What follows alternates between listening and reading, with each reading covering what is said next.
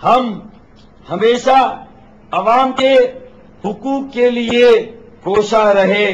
ہم یہ واضح کر دینا چاہتے ہیں کہ ہم دھونس دھمکی میں نہ کل آئے تھے اور نہ آج آئیں گے. ہم نے جبر کے ہتھ کنڈوں کے آگے نہ ماضی میں سر جھکایا تھا اور نہ اب سر جھکائیں گے، اور تمام تر سازشوں اور آمرانہ ہتھ کنڈوں کا سامنا کرتے ہوئے اپنی پرامن جد و جہد کو جاری رکھیں گے. ہم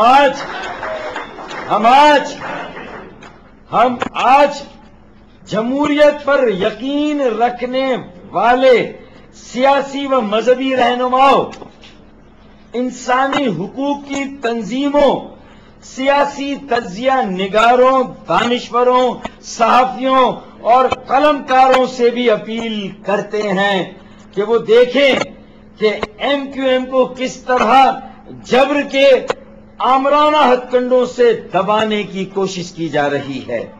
ہم عوام و کارکنان سے کہتے ہیں کہ وہ اپنی صفوں میں اتحاد برقرار رکھیں. ہمیں اللہ تعالیٰ کی ذات پر کل بھی بھروسہ تھا اور آج بھی بھروسہ ہے. وہ سب کچھ دیکھ رہا ہے اور وہی بہتر انصاف کرنے والا ہے. معزز صحافی حضرات و خواتین، بہت بہت شکریہ. کوئی سوال ہو تو رابطہ کمیٹی کے جو اراکین آپ کے ساتھ یہاں موجود ہیں، اس میں ڈپٹی کنوینر انیس قائم خانی بھائی، محترمہ نسرین جلیل، مصطفیٰ کمال، وسیم آفتاب بھائی، شاہد لطیف، شعیب بخاری، کنور نوید اور کنور خالد یونس بھائی اور قاسم رضا بھائی، گلفراز خٹک بھائی اور واسع جلیل بھائی. تو یہ پوری رابطہ کمیٹی ہے.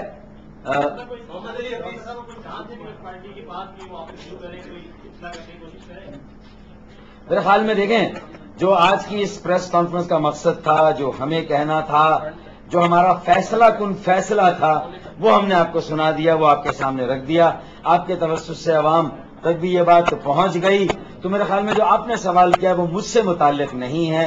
یہ سوال میں سمجھتا ہوں کہ اس کا میرے پاس جواب نہیں ہے، اور یہ سوال کسی اور جگہ سے متعلق ہے. تو یہ سوال آپ وہاں پر رکھیں تو مناسب ہوگا. جی پلیز. آپ میں آپ سے پوچھنا چاہوں گا کہ ایم کیو کا مطالبہ ہے کہ میڈ ٹرم الیکشن کا مطالبہ ہے کہ الیکشن کی تیاری کی طرف جائے گی یا تو اس طرف روکنا موقع دے گی حکومت. دیکھیں، ہم نے اپنی پریس کانفرنس میں کہا ہے کہ جو بھی ایک پرامن سیاسی جماعت کو کرنا چاہیے، ہم نے بھی یہی بات کی ہے کہ ایک پرامن سیاسی جماعت کو اپنی پرامن سیاسی جدوجہد کو جاری رکھنا چاہیے. ہم اپنی سیاسی جدوجہد کو جاری رکھیں گے اور ہم اپنی جانب سے سیاسی اور جمہوری اصولوں کی پاسداری کرتے رہیں گے. اور اپوزیشن میں بیٹھ کر جو ایک مثبت اپوزیشن کا کردار ہے، ظاہر ہے کہ متحدہ قومی موومنٹ جب اولن بھی حکومت میں شامل جب نہیں تھی، تو اس وقت ہمارا جو کردار تھا وہ میرے خیال میں کسی سے ڈھکا چھپا نہیں.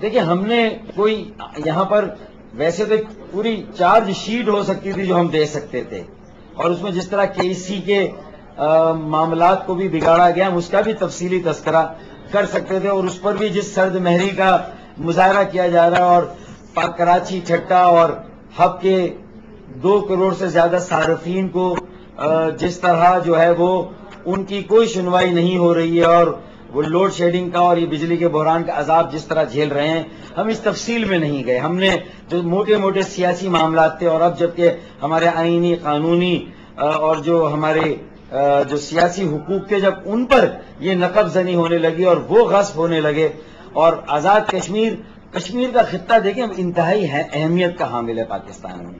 اور اگر کشمیر کے خطے کے حوالے سے انتخابات ہو رہے ہو، رائے دہی کا معاملہ ہو، لوگ ووٹ دینا چاہ رہے ہوں، اور کشمیر کے لوگوں کو جن کے حقوق کی بازیابی کے لیے، جن کی آزادی کے لیے اتنی بڑی بڑی تحریکیں پاکستان میں چل رہی ہیں، اور وہاں پر ہماری حکومت جو کشمیر کوس کی دائی بنتی ہے، علم بردار بنتی ہے، اور وہ کشمیریوں کو ووٹ دینے سے روکے، تو میں سمجھتا ہوں کہ اس سے زیادہ اور کوئی جو ہے وہ ظلم، اس سے بڑا کوئی ظلم نہیں ہو سکتا۔ اگر جنرل الیکشن ہوتے ہیں، جنرل الیکشن میں بھی اسی طرح کا پریشر آتا ہے، تو کیا جنرل الیکشن کا بھی آپ بائیکاٹ کریں گے؟ ہاں دیکھیں، یہ قیاس آرائیوں میں جانے سے بہتر ہے کہ ہمیں ہماری جو پرامن جدوجہد ہے اس کو جاری رکھنے دیں۔ ایک اپوزیشن کے طور پر اب ہمیں جو اپنا کردار ادا کرنا ہے، اس کے لیے ہم صف بندی کر رہے ہیں، اور ہم اپنے MNAs, MPAs اور سینیٹرز کے ساتھ مسلسل رابطے میں ہیں، اور لندن اور کراچی کی رابطہ کمیٹی بھی مسلسل ایک دوسرے کے ساتھ رابطے میں، موجودہ صورتحال پر نہ صرف موجودہ صورتحال پر ہم نے ہماری نظریں ہیں، بلکہ ہم آپس میں مستقل صلاح مشورہ بھی کر رہے ہیں۔ منور کو کہنے ہیں، منور کو ہاں آ جائیں۔ اگر طریق کا مشاہدہ کریں تو بہت سارے لنگڑے سیاستدانوں نے ایم کیو کا قرض استعمال کرنے کے لیے نائب مدیروں کے توارف کیے ہیں، جواب کر کے رفتار کے بعد میں بیٹھے ہوئے ہیں۔ کیا آپ جو علیحدہ ہو کے بیٹھ گئے ہیں، میرا اشارہ جو ہے چودھری برادران کی طرف ہے، مولانا فضل الرحمان ہے، جو آپ کے پیارے دوست۔ دیکھیں،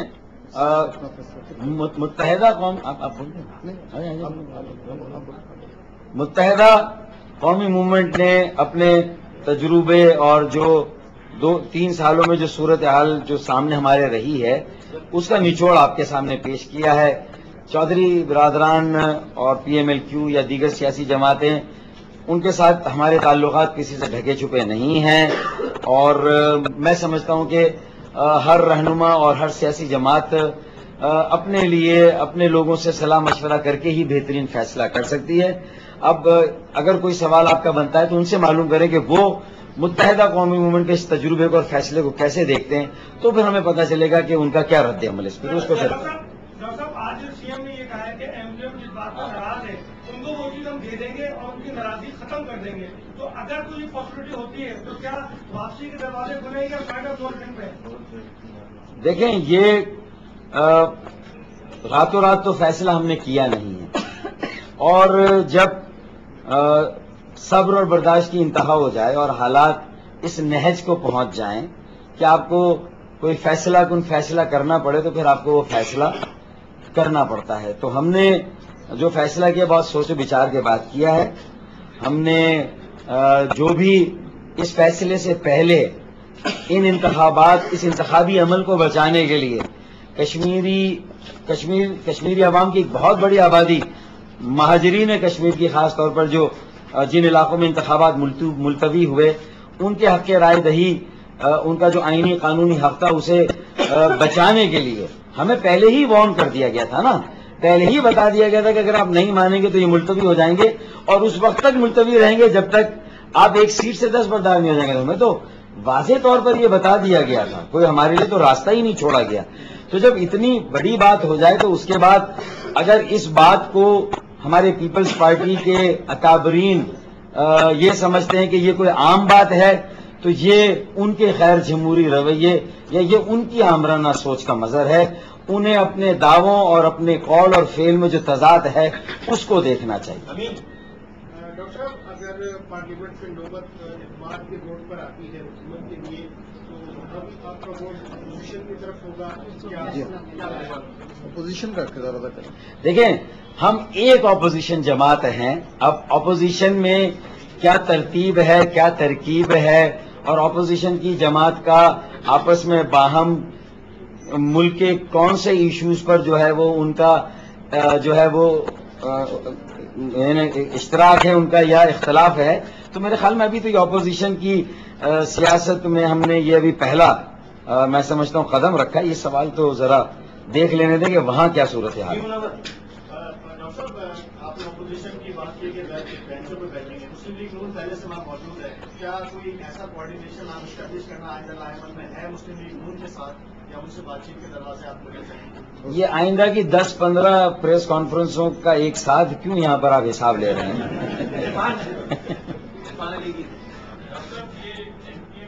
जब अपोजिशन में रही है, इकतदार से बाहर रही है, उसके कारकुनान के विक्टिमाइजेशन, ऑपरेशन और तमाम चीजें होती रही हैं। आप अपनी तकारीर में बार बार ये कहते रहे हैं कि आप ये 93 नहीं है, अभी 2011 से जानना ये चाहते हैं कि आपने ऐसी कौन सी शील्ड जो है वो डिवाइस की है कि इस दफा आपके कारकुनान और आपके जो ये अराकीन हैं इनको विक्टिमाइजेशन से बचाया जाए।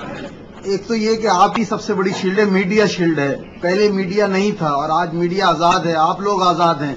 अगर आज एमक्यूएम के खिलाफ ऑपरेशन हुआ तो आप हमारा साथ देंगे और आज अदलिया आजाद है, आप आजाद हैं। ये 93 में आप भी आजाद इस तरह नहीं थे, ये मीडिया इस तरह आजाद नहीं था, ना अदालतें आजाद थी। हमें आपसे उम्मीद है, हमें अदलिया से उम्मीद है, हमें आवाम से उम्मीद है, और हम आपसे सबसे ज्यादा तवक्को आपसे और अदलिया से करते हैं कि आप वो हुकूमत के अगर हुकूमत ने ऐसे इकदाम किए तो आप हमारा साथ देंगे। और इसीलिए हम ये बात कहते हैं कि अब 93 नहीं बल्कि 2011 है। हम आपकी उम्मीद पर और अदलिया की उम्मीद पर ये बात करते हैं।